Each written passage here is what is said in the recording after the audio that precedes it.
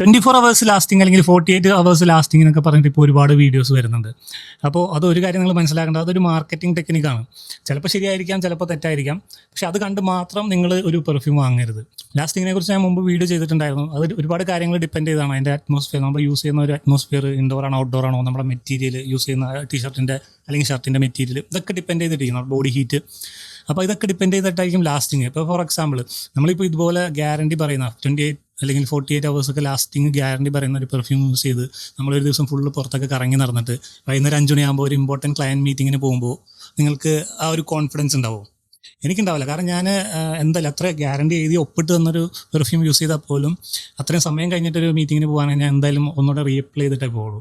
നമ്മൾ എപ്പോഴും ഏറ്റവും സിമ്പിളായിട്ടുള്ളൊരു കാര്യം, ഒരു ഡീക്കാൻ്റെ കയ്യിൽ വെച്ചാൽ മതി. ബാഗിലോ അല്ലെങ്കിൽ നിങ്ങളുടെ ഓഫീസിലോ എവിടെയെങ്കിലും ഒരു 5 ml, ഇത് 10 ml ഡീക്കാൻ്റാണ്, അതിൻ്റെ 5 ml കിട്ടും. അത് വാങ്ങി കയ്യിൽ വയ്ക്കുക അല്ലെങ്കിൽ ബാഗിൽ വയ്ക്കുക. ഇടയ്ക്കൊന്ന് റീഅപ്ലൈ ചെയ്തുകൊണ്ടിരിക്കാം. ഇപ്പോൾ ഓഫീസിൽ 10 മണിക്കൂർ വർക്ക് ചെയ്യുന്നവരാണെങ്കിൽ പോലും നിങ്ങൾക്ക് എന്തായാലും ഒരു ബ്രേക്ക് ഉണ്ടാവും, ലഞ്ച് ബ്രേക്ക് ഉണ്ടാവും. ആ ബ്രേക്ക് കഴിയുമ്പോൾ ഒന്ന് റീഅപ്ലൈ ചെയ്ത് കൊടുക്കുക. അത്ര 2 സെക്കൻഡ് മതി ഒന്ന് റീഅപ്ലൈ ചെയ്യാനായിട്ട്.